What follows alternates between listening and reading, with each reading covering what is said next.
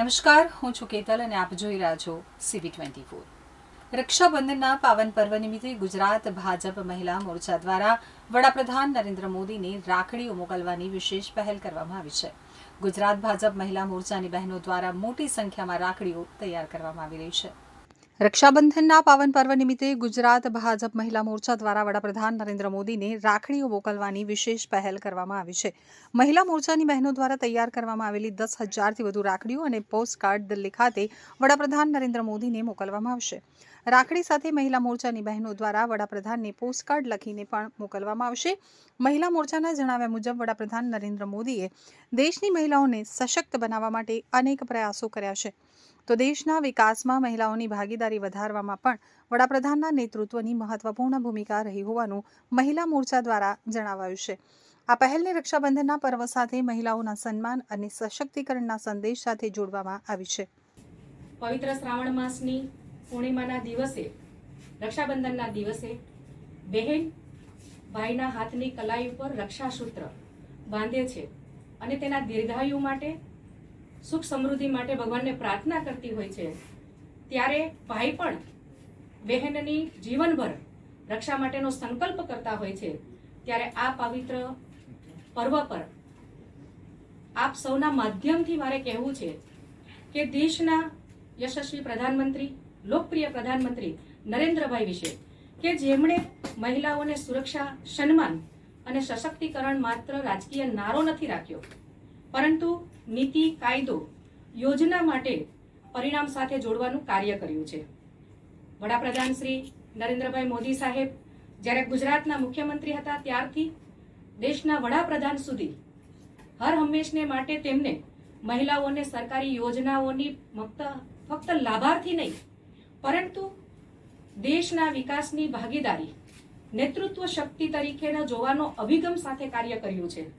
એક ભાઈ પોતાની બહેનની સુરક્ષિતતા, સન્માનપૂર્ણ, ઉજ્જવળ ભવિષ્ય માટે જે પ્રકારે ચિંતા કરે છે, એ જ લાગણી, એ જ ભાવ સાથે દેશના વડાપ્રધાને બહેનો માટે નક્કર પરિણામો અને નિર્ણયો લીધા છે. આર્થિક સશક્તિકરણની જો આપણે વાત કરીએ તો સખી મંડળો, સ્વસહાય જૂથો દ્વારા લાખો બહેનોને સંગઠિત કરી સ્વરોજગાર અને આવકના સાધનો સાથે જોડવાનું કાર્ય કર્યું છે. એ જ પ્રયાસને જો આપણે આગળ લઈએ તો લખપતિ દીદી યોજના, કે જેના માધ્યમથી બહેનો સ્વાવલંબી બને એ સંકલ્પ લેવાયો છે. એ સાથે સાથે ડ્રોન દીદી, ગ્રામ્ય વિસ્તારની બહેનોને વધારે સક્ષમ બને, આત્મનિર્ભર બને તે માટેનું કાર્ય કરવામાં આવ્યું છે. કોંગ્રેસની સરકારમાં આપ સૌ જાણો છો કે માત્ર ને માત્ર મહિલા સશક્તિકરણની વાત થઈ છે, પરંતુ મહિલાઓ પ્રતિનિધિત્વ કરે એવું ક્યારેય એમના કાર્યકાળ દરમિયાન કોઈ કાયદામાં જોગવાઈ કરવામાં આવી નથી.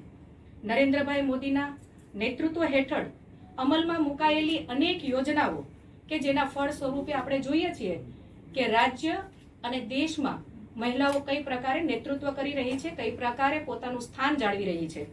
નરેન્દ્રભાઈ મોદીના દ્રઢ નેતૃત્વમાં દેશની નિર્માણ સ્થિતિમાં આપણે જોઈએ છે તે પ્રકારે કે દેશની આબાદીનો અડધો હિસ્સો મહિલાઓ છે, તો મહિલાઓની ભાગીદારી વધે તે માટે મહત્વપૂર્ણ નિર્ણયો લેવાયા છે. ગુજરાતના વિવિધ વર્ગ, સરકારી જે કઈ નોકરીઓ છે તેમાં મહિલાઓને 33% સ્થાન અને સાથે સ્થાનિક સ્વરાજની અંદર 50% બેઠકો મહિલાઓ માટે સુનિશ્ચિત કરવામાં આવી છે.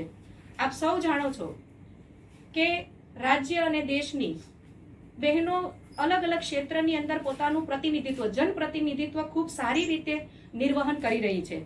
મહિલા સુરક્ષા, સ્વાવલંબી, ઉદ્યોગ સાહસિકતા અને વિકાસની જો ભાગીદારીનો સંકલ્પ હોય તો બહેનોની એમાં મહત્વપૂર્ણ ભૂમિકા છે. આપ જાણીએ એ રીતે ઉજ્જવલા યોજના દ્વારા કરોડો બહેનોને ધુમાડા મુક્ત રસોડું મળ્યું છે. સ્વચ્છ ભારતના અભિયાન અંતર્ગત શૌચાલયના નિર્ણયથી બહેનોને સુરક્ષા, સ્વમાન અને એમની જે ભાગીદારી છે એને મજબૂત કરવાનું કાર્ય થયું છે. પ્રધાનમંત્રી આવાસ યોજના દ્વારા બહેનોને સુરક્ષિત ઘર અને અનેક કિસ્સાઓમાં તો એમને માલિકી હક પણ મળ્યો છે.